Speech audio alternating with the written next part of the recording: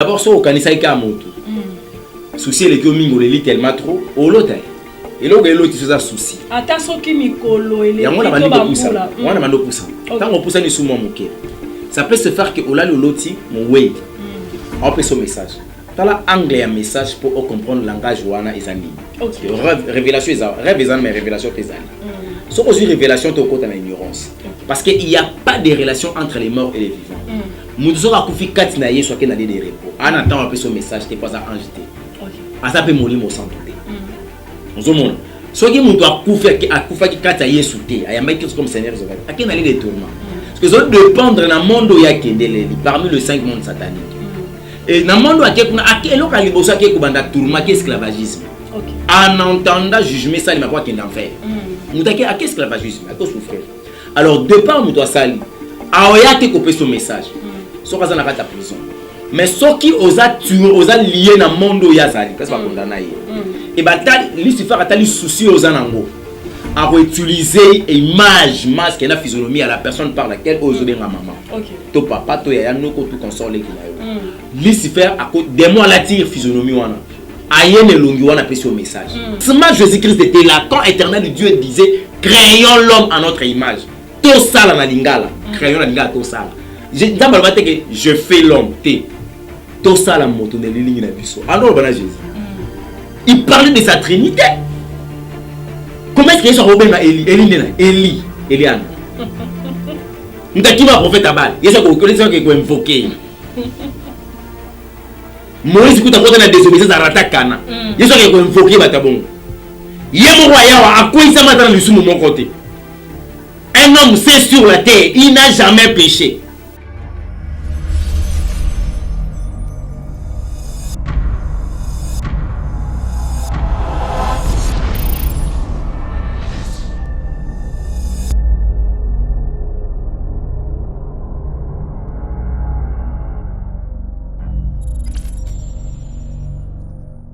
Shalom, shalom, shalom, peuple dédié. Bisike Zoami Bino, Natombeli Bino, vraiment, le sako, Bisika Bofani, Nabetano Nabino, et que pour Nakolanda.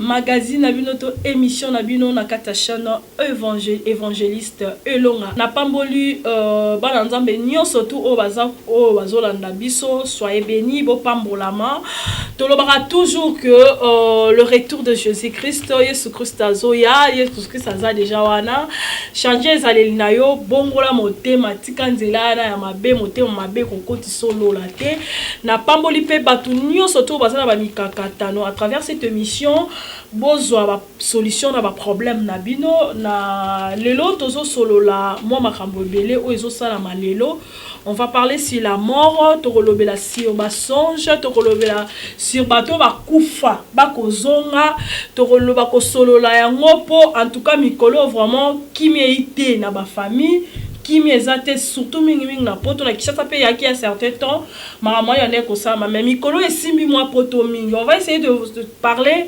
avec l'évangéliste Elonga expliquer biso eza nini toza na monde nini est-ce que eza réel makambu o ezo le kana entre makambu oyo ya bandoto to ba sur les songes et ba mort bazo ya kolobela batu na kati ya bandoto et puis makambu wane ko salima tokomeka ko sola ngona papa Elonga na évangéliste Elonga a expliqué biso qu'est-ce qui se passe réellement. La paix, bonjour papa. Mbote maman Clarisse Wechi. Boni papa. Nzambalola Zobatela. La voix des orphelins. Sinon ça va, la voix des orphelins, tu vas continuer. Soit qui me collabore biso d'ici fin du mois, tu vas essayer souvent pour une solution à l'école. Il fallait qu'il va opérer pour une hernie et puis je pense que Nzambalola va la mission fin du mois en tout cas. Tu vas assister pour trouver une solution parce que tant que malade les en a 4 ans tu dois éviter le lien de pour évoluer. Voilà pourquoi la voix des orphelins on continue toujours dans l'acte humanisme ça toujours l'âme on n'est pas peut-être le but à la juger et vous avez la possibilité au somba lipa au pimela qui baninga lipa tant que vous avez la possibilité au pesa donc voilà pourquoi toujours continuer toujours avec la voix des orphelins, les structures, les dirigées par Ngaïmo évangéliste Elonga, comme la main sur la patte pour aider aussi les autres, à travers bateau. Voilà, merci beaucoup Kachala, le petit Kachala. Kashkashala les petits na kanfufu yango mwana yeyo obaki Clara na yo côté yango yo na bwaki yo na lobeli yo mbala moko tozela soutien na yo toza besoin aide na yo puisque ozali ba bon séjour à Kinshasa Papa Elonga.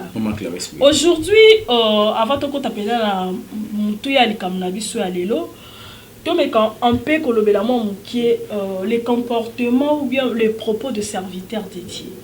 Aujourd'hui, c'est l'outil koleka moi mukie makambo koleka on a vu Denis ici avec ses propos makamamanda koloba. Et aujourd'hui Sonika Foot après avoir kokene na réunion en Rambouaseni à Malonda, il dit des propos oyo. Est-ce qu'ils ont un propos oyo un serviteur de Dieu peut tenir ce qui va y bien l'émission? Alobi liboso alobi makambo oyo alobi tango bakendaki réunion atambongo bapesa ye bango te eloko ya tika kikuneza ka masuba na ye. C'est honte eza soni kotala un papa responsable ko tenir ba propos ya Jarwana et puis na niveau ya média et azali responsable étant papa d'abord na sa famille foyer. Et puis un responsable au niveau de la communauté. Et avec la responsabilité sur quelques églises de réveil où il y a le roi président Nayango. C'est vraiment honteux. C'est dans l'abondance du cœur que la bouche parle. C'est que ça m'a cambo na moté mais c'est joué Sika et Tondi. On aurait comme ça mais ils a Sony. Et comme ils Sony ma casse dans batté. Pourquoi est-ce que les insanités côté makasi na bakulutu et bazan la facilité à koloba ou baroyi kolobate. Et aujourd'hui je me pose la question ba émission bazo sala baza koloba que la place de l'église pour l'édification. Nazo retrouver en côté nazo kutaka ka mbongo tozwaki te tozwaki toyaki pimela kibiso transport tout consort. Je me pose la question la mission par laquelle Éternel Diabtina kibiso sur la terre. Quand nous sommes déjà dans la mission, ou comment? Tout le monde a tout le dérapage. Ceux qui ont un dérapage, parce que l'éternel Dieu n'a pas changé. Nzambo a bêta qui n'est pas comme Moïse, il est capable de bêta l'élo. La grâce par laquelle nous sommes sur que Dieu est le miséricordieux, il y a la grâce. Comme il s'en faiblesse sans embêter. La grâce est là. Assez là où vous allez reconnaître, vous comprendre que Jésus-Christ est le Seigneur et le Sauveur. Dans une goulure, comme moi, on a peur aux assos le royaume de ciel. Mais cela ne veut pas dire que tout ça du n'importe quoi, tout abandonné maloba Nzambé. Mais ce cas où ma commune Nzambé, la personne ainsi injuste se détourne de sa justice. C'est fini. Nzambé tu les pêches et puis na souka obomaye, au kufa. Et bah luka makambo bazan nango besoin ti. L'argent ne suffit pas. Surtout dans la vie de la chrétien. Mais pas dans la bambongo. Ceux qui font que non la terme et la carrière, ça la carrière à ma casse. Malgré nous sans la carrière. Ceux qui te parlent sur le temps, succès, basali, ils sont connus. Connus beaucoup. Bazumbo, nzambasali bangongolu. Batongi bansemblé à minene. Basama opeti lelo esila te temple ngo ya moyen na vision ba cela ba 50,000 na ba 100,000 $. Ah bon? Voilà. On peut esila te. Mais c'est regrettable comme on a ba serviteur de Dieu côté ni ba propre bon pour nga so na mona mukubwa Sonika Foot na mona na des caractères. Na mona comme un père de famille et puis na mona le quoi nzambe donc des propos comme et ça. Et puis il dirige aussi soi-disant le serviteur de l'Éternel, voilà. L'association à Bango Bassala. Ceux qui SRN, ceux qui NRC, ceux qui SR, ceux qui je comprends pas. Ok. Ça fait mal. C'est très mal et puis c'est vraiment triste. Papa Elonga, lelo ndoto songe. Mutu sera loti ndoto. Est-ce que ceux qui mutu loti ndoto capacité ezalaka? Donc ndoto ezana oni na vana ko t'appeler la question là. Les songes, d'abord, il y a des choses. Dans le ministère, il y a songes. Le mystère des songes, dans la première volet, c'est la communication spirituelle avec les esprits. Positif tout comme négatif. Parce que tant que nous là, l'esprit, ce qui est en communication, qui est l'Esprit Saint. L'Esprit Saint a coupé sa révélation. Il y a la possibilité que la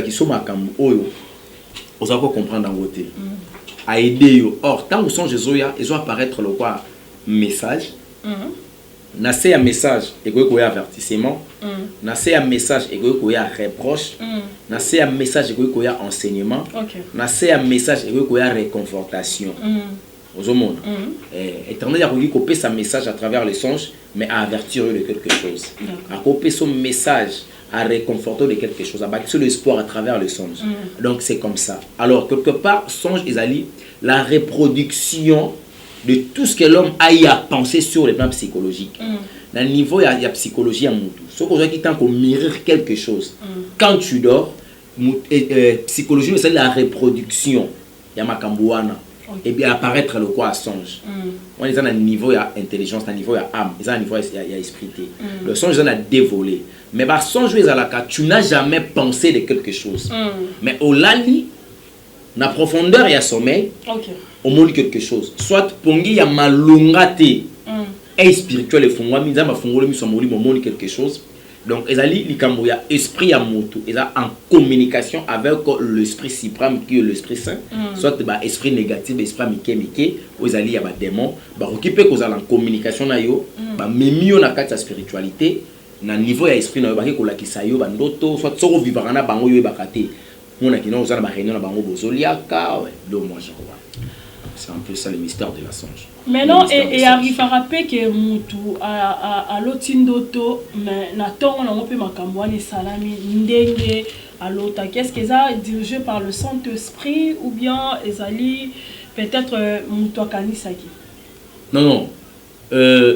Songe ce qui est commis accomplir et commis qu'on s'accomplir. Il faut que bakena c'est un rêve, il y a une révélation. OK. Ce que tangi ma commune en Zambo mona que Joseph banda ko lota.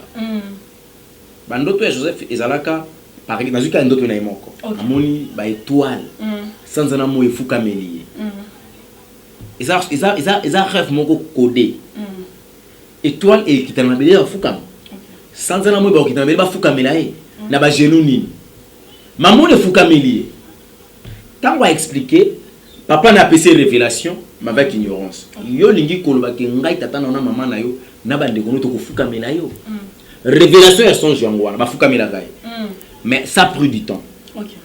Donc il y a un message moko bande ko projeter avenir oui pour na ko réconforter peu importe grandeur il tombe beaucoup tana Joseph mais il va ki bande kono donc on a un message qui bande kono un jour ba fuka melayo mais ko fuka c'est ça signe pardon ba sengo pardon mais cause abommelaki ba ko tekayo pour na ba bomaya abommelaki d'accord au monde alors ce qui on a le loti au moni réalité attention éternel dit après ça que les âmes message avant que les cambouane comment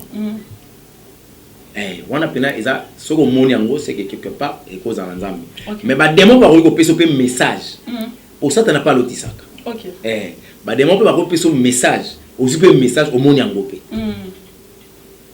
on a li pena bolo ti pena ça l'accident ba démon peut pas ça ba ton message mais oui ça t'en a pas loti ça ba alors tu sais pas ma ta ça mon prophétie alors tu sais pas boy alors tu sais pas mon touteli campé c'est réalisé oui pour comment ko croire si ko na mystère des songes wana mais ça négatif parce que Lucifer à travers très bizarre OK donc alukaka yé pour les années tellement qu'à créateur aza peut créature ne ba créer ginga ba créer pe Lucifer tout à fait parce que le problème est comment système à copier coller alors quand eux ils nzambe à copier à ça on ninga mabe et l'autre à cause ça élément douté un élément par lequel la cause ça pas Ève est-ce que vraiment nzambe aloba ki soki bolie mo boko kufa est-ce que élément douté Ève tanga yo hein ce boli boko nzambe aluka lia vina et baby. Donc c'est comme ça avec le Lucifer. Le diable n'a pas l'autre ça. Mais papa, est-ce que possibilité za la ramuto akufi, neti maman no akufi, au moni epe na kata ndoto ayo kolobea. Pardon? Maman oh d'ailleurs peut-être neti maman akufa ou bien papa ton de komoko akufa, mais na ndoto ayo kolobela yo. Est-ce que possibilité na pesa là? Est-ce que mutu pa kufa ko bimela pe mutu apesi un message? Non, le problème est que d'abord, si on a un moto, souci est que on a tellement trop, on l'autre. Et là, on a un souci. Attention, qui mikolo, il y a un poussant. Tant qu'on pousse, on est sous mon moquet. Ça peut se faire que Ola Loti, mon way. On peut son message. Dans l'anglais, un message pour comprendre le langage wana et zani. Révélation, rêve mais révélation tes ali. Sauf que révélation, tu as côté l'ignorance. Parce qu'il n'y a pas de relation entre les morts et les vivants.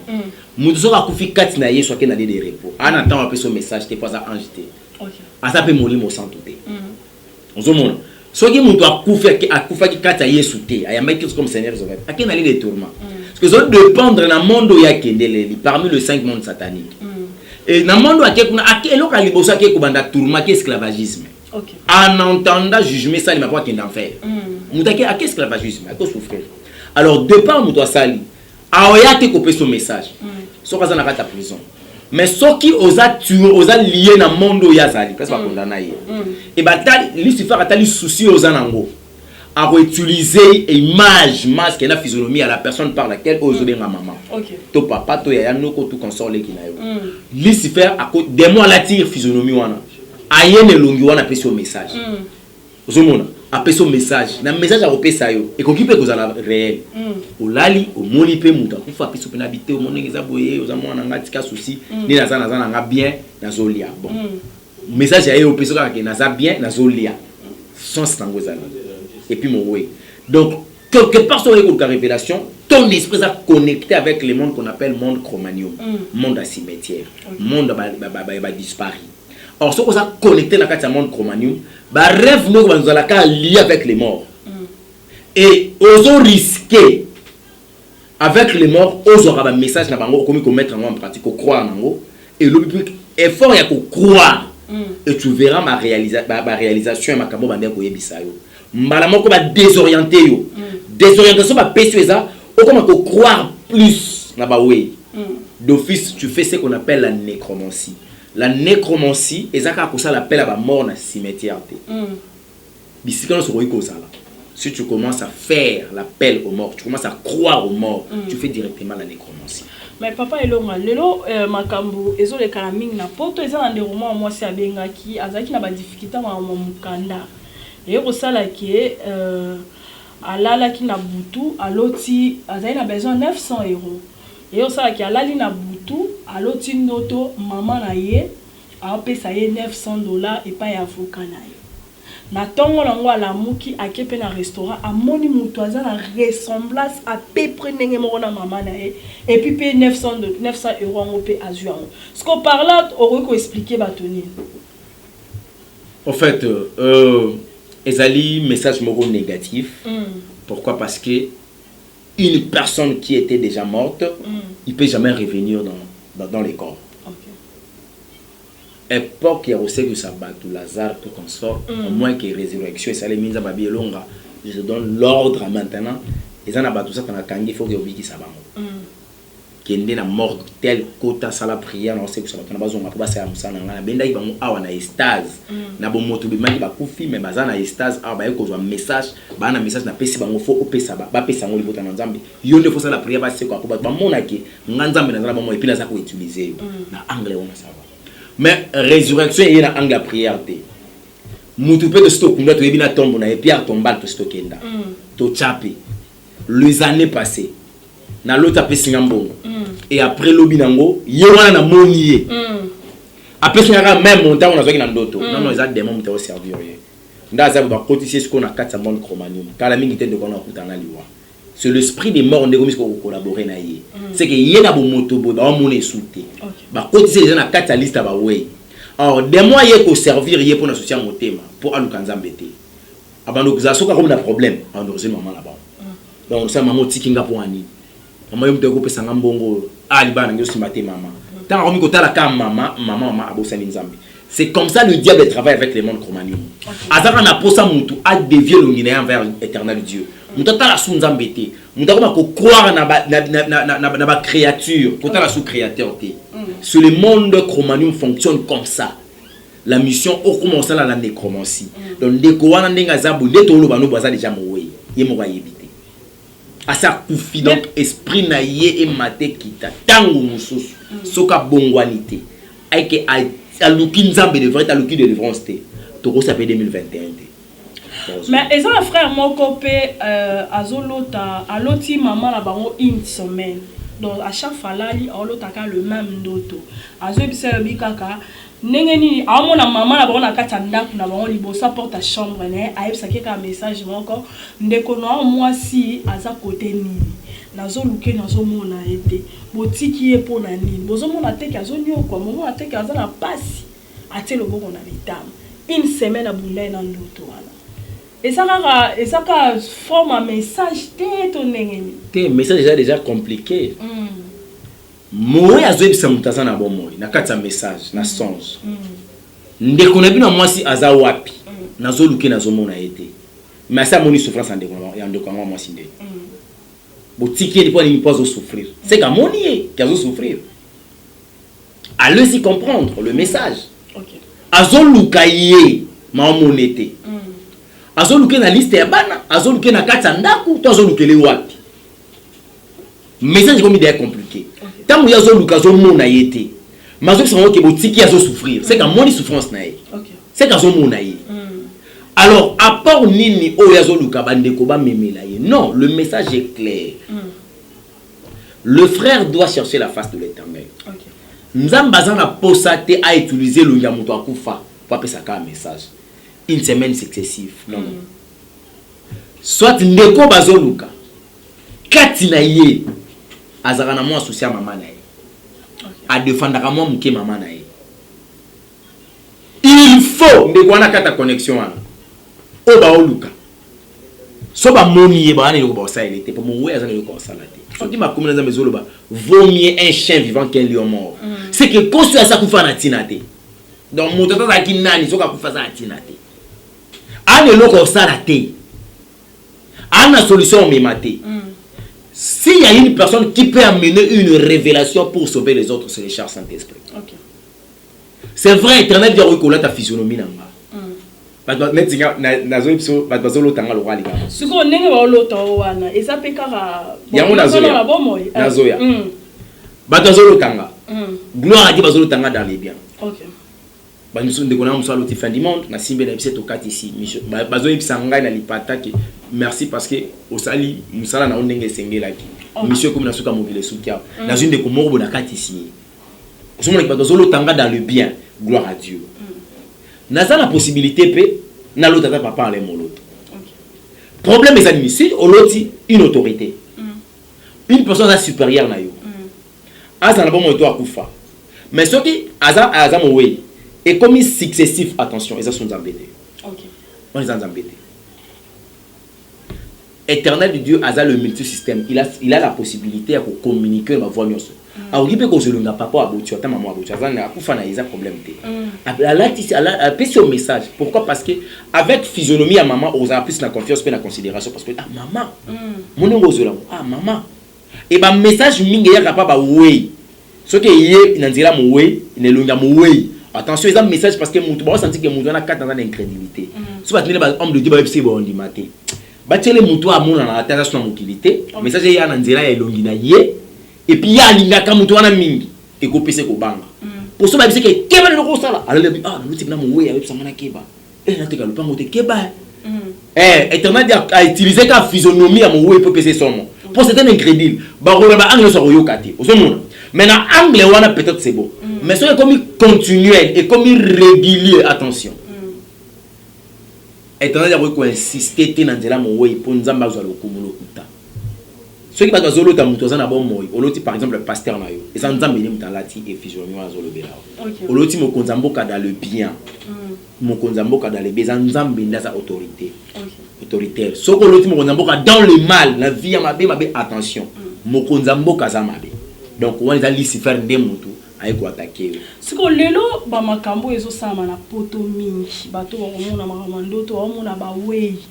Et le niveau bandoto te comme réel parce que et comme réel l'autre ndoto na tongo na ngoto en mais akuta na moya oui pas de solution problème a PCP solution alors tu pas pe muso lobi pe amona ki amona pe pas bon il ça parce que raison ne ba envoyer ça ma mikolo so ki siko ezaki ba oui bazo sunga bato eza normal ba kufela kimi akufela ni fa kufate bon yo kufi siko tango kufi OK siko okufi ko mowe apo ezo na bon mowe po ya songa bato tango zaki na bon mowe otika ko so même ko pesa moi même $10 te OK mo komi quand même ko pesa $900 tango ko mowe banque za na sama bele bakoko kasi bakoko nde banani bakoko Clarisse Weti soki muto asala voyage astral pour na bonheur pour na bomengo azonga mo na première ancêtre mboka na ye OK ya pardon ya famille mutali boso oyo a constituer famille so ka kufa kenda na nzela nzambe te ozonga okuta bango nyonso soit disant ba opeso bozu ki na makina na biso bozu ezalaki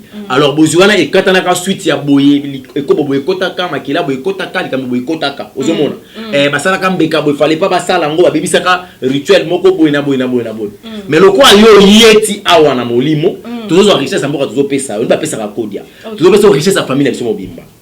Alors, muta opesa wanga za muwe. Nazo yebisa yo, satana abenisaka te. OK. Muto a kufa benisaka te. Ozo mona lo roi ancêtre na ko pamboliza yete, c'est le démon. Il y aura toujours des conditions et la perte du sein au salima, bassin du sein au zala. Oye ko tika na kata monde na monde cimetière.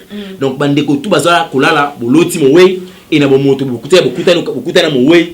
Nazo yebisa yo batona bazala déjà ba we. Bango mono ba tankuta ba we ba oliana ba solola. Boss bambongo na bango mowe ya ko arranger libala batu na bomo ayo ko arranger libala ya mowe na moeni pe libala ngo pe ezongi pe placement alia dotité pour ça mikufelelaka mais ayo ko arranger libala kimia pe koti c'est que ba komi ko utiliser ba we le quoi ba ange voilà les morts au bazozonga le quoi ba ange ce sont des démons maman to kufa bisonos au moins ko zonga te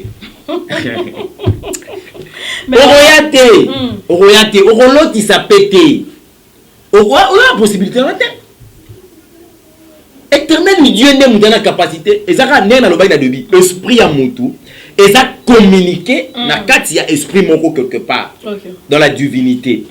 Au moment na kati ya divinité à bonzambe esprit de Dieu sur les en communication l'esprit dans un message. OK. Ceux qui posent dans quatre monde de ténèbres, esprit dans lié dans monde de ténèbres. Bah démon va nous son message parce que communication ça ma part communication ça à niveau ya esprit. Bah démon va esprit, nous avons pas à molimo. Yo posa na molimo. OK. Donc molimo na yo et vous en communication na milimo, to pe na molimo mususu. Pour que permettre établir sa vie sur la terre. OK. Donc makambo wana eza pirement satanique.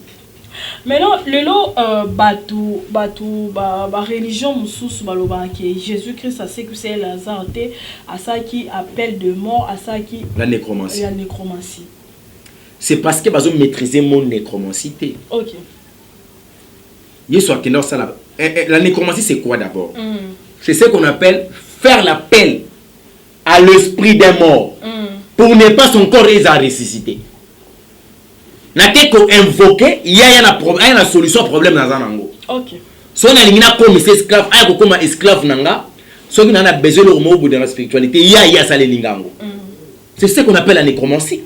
Mais Christ a qu'un ça l'appel à Lazare te que mourir moi Lazare et le moi dans le karma tout consommer par le Babylone dans la magie. Non. A qu'un ko c'est que ça Lazare na corps âme esprit. Voilà que la résurrection, la grandeur, la suprême, donc la supériorité de Jésus-Christ de Nazareth. Okay. C'est pas la nécromancie. Christ ne peut jamais faire la nécromancie. Et ça m'a camboisé dans la carte d'interdiction pour Nabi Soba en Zambé. Il peut jamais le faire. À ce que ça n'est Lazare. Quand à ça qui appelle Lazare sort. À ça qui appelle. Yakat, abimisé.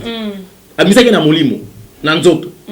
Et puis na mayelet bon oui bisanga ce que nécromancie ni auto site au sala même ngata na zaka magie on ça nécromancie na autant la communauté musicien mo ko mona na mboka o mutaela biso même prima couria na kata mboka o pendant que ça la prière na kata cimetière na e ala moko na bomoto parce que quand la nécromancie ça se fait il y aura ce qu'on appelle l'attraction et la métaphysique mais avec Christ c'était pas la métaphysique. OK. Mara yambara Lazare Martha yambara ndoko na bazonga parler ba la mille fois lié ba ouais nyonso to bengaka ba bengaka ba ouais nyonso ba magicien ba bengaka ba yaka na bomoto te ba yaka na molimo mais Lazare yaka na bomoto azo pe temps faire vivre. OK. Yesu kuta keri azongi na likolo na zaka tikali na patika la on ça la vie na Voilà, merci beaucoup papa elonga pour na to chité maintenant likambo bandoto wana pour clôturer wana sikoyo bato baza ko se retrouver na monde nini tant maramone ekomela monde Cro-Magnon kindoka cimetière sikoyo ba osala lolenge nini pona ko éviter ko mona ka bato te amoni pe mutakufi amoni pa la non d'abord faut la repentance spirituelle écoute na vie na bango OK parce que leur esprit bazana ilo abengaka l'attachement d'esprit dans le lieu il y a monde Cro-Magnon OK il y a l'attachement spirituel esprit na ezali lié na kati ya monde à cimetière donc nazabo il faut banana ba na repentance sincère alors que aya ko se repentir te ko lukanzambe te parce que ça na problème parce que ça na nzala te parce que ça na posa lola la repentance spirituelle en ngwana tu acceptes Christ parce que monité je veux vivre un jour auprès de mon créateur. OK Vous comprenez aya ko se repentir bongo après sa repentance la personne doit passer dans une délivrance avec pasteur soit homme de Dieu ou baza vrai nzamba benga baliki na délivrance et attachement spirituel est aussi là au monde ba de biso ya Congo central baza lié na monde kabbalistique pardon monde Cro-Magnon ondimate les Congos sont toujours là avec les Wei, ba cimetière, baza moi li maman ayo tikangai papa yo kenda biso tozoni OK pana biso na bandundu kuna omona ke soki mutu akufa na kisasa bomela biso manzaka lina suki naye to kunda koto basu manzaka mutu na suki bakati bakena ngota musu mboka bayanzi kuna bakena ngo pa basaka bakena pa kufi ezanga il faut corps ezonga na village corps ezonga na village bakunda ngara kufi na kisasa bakunda ngara bolombo na mbandaka boko azongi singai place na utaki place bakundaka motolu na ngai tena jongi ozonga na nzoto te tu étais touré de la poussière tu retourneras poussière OK et si comme muta kokende ezali kambu ya éternité tu passeras ton éternité où dans le lieu de tourment enfin pour l'enfer ou dans le lieu de repos enfin pour le paradis ou pour retourner encore sur la terre pour la nouvelle Jérusalem. Et ça bolombote. Et voilà, on est arrivé à la fin de cette émission. Papa, et puis Jésus-Christ, ça le rappelle, dans un kanda de comment un magicien les cannes chez Bisso télévision. Jésus-Christ n'a jamais fait la nécromancie. Oui, il y a des et chic moukadi. Combien d'esprit à Élie, na Moïse, na temps akitaki na ni na ya configuration. Et ça veut dire Élie yara na Moïse. Elle ça bangoya. Yé mon nom maître na bango. Christ a dit, j'ai été avant qu'Abraham fût. Abraham a quoi avant Moïse. Abraham a avant Élie. Yesu ça déjà. Au commencement, Jésus-Christ était là. Quand éternel Dieu disait créons l'homme à notre image. Tout ça la lingala. Créons la lingala tout ça. Je fais l'homme. Tout ça la moto ne ligne na biso. Alors bana Jésus. Il parlait de sa trinité. Comment est-ce qu'il soit Robert na Élie Eliane. N'takima prophète Abal. Yesu ko connaître que ko invoquer. Moïse kuta kota na désobéissance à ratakana. Yesu ko invoquer batabongo. Yemo roya akoisa matana lisumu mon côté. Un homme c'est sur la terre, il n'a jamais péché. Christ. À pendant l'église. Il n'a jamais péché. Un jour quand j'étais étudiant, nakuta na procès, tout ça na casus moko concernant procès Jésus-Christ de Nazareth. Biso zalaka ba défenseur ya Jésus. Sur le plan juridique, biso na biso pena ba infraction, destruction méchante. Tozonga na la loi canonique. Tokena kota la loi ba Romain Robinini. Est-ce que le temple c'était un lieu par lequel il faut venir créer un marché? Le maître du marché, c'était Jésus-Christ. Le maître du temple. Il était venu, il a trouvé sa maison. Beaucoup de gens place à Mili. D'ailleurs, ils ont violation de domicile. Ok. Voilà, merci beaucoup Jonathan. Si la lettre sont déjà tout cité, il y a beaucoup à dire. On va être aussi ça prochainement. Un message par rapport à Peuple de Dieu puis on clôture. Bande kolobi manakata monde Cro-Magnon kindoka cimetière yo mtolo taka mingi ba oui conseil zaka ketika kolota asuba wete pour lota asuba wete il faut le cas de délivrance. Oh d'accord. Il faut le cas de délivrance kozala trop collé te que ba résultat positif ya vie na yo ya nzela moto akufa. Papa maman asalaki mission na sur la terre noko asia kiyi. Éternel Dieu est capable de changer tout na vie na yo à une seule condition, ce qui changer ka position. Parce que problème mutu na nzambe zaki mutu alingi nzamba sa ele mais mutu alingi te ke ya sa ele nzambe. Ozomona. Or pour nzamba changer citation ya vie na yo, il faut changer position na yo envers nzambe. Changer notre direction. Si on changer position, nzamba changer situation ya vie na yo. Bah situation na vie changer parce que tu dois changer position. To l'accent nzambe que nous sommes des tétis. To réussi parce que nous sommes des humains, to réussi parce que nous avons l'intelligence, ou ya pesa biso, to réussi parce que nous avons des relations tout consort. Mais to comme na kwa moto tout ani. Au lieu de le kata nzamba ngoto mo raisonner ba oui. Ah maman, si tu étais là. Ah maman, si tu étais là. OK. Donc c'est quelque chose de ma Bemakasi. Nous vous demandons de rester branchés na ba chaîne Nabiso, surtout na évangélisation à la télévision. Wa pepa ipenza to sala musala oyo ya évangélisation, mais nous vous demandons déjà numéro à compte de Bosenga Kibiso to sito zwa kango. D'accord. Papa Nabiso Fabien Pouy, le réalisateur Ntoma a roché la binongo. Kaka ndenge to yokanaki tout ça déjà à la recherche. Surtout dans un message mis na basola de Jésus-Christ. Bandeko nyonso tout ça déjà à la recherche, il y a place, oui. Bandeko apesa ki likanisi to yuka bureau, to za bureau moko boye, bango wa zo ba petit na mbongo garantie et permettre biso ko na ba live makamuno sommet, moko lo ba kabité to zo ka bureau te.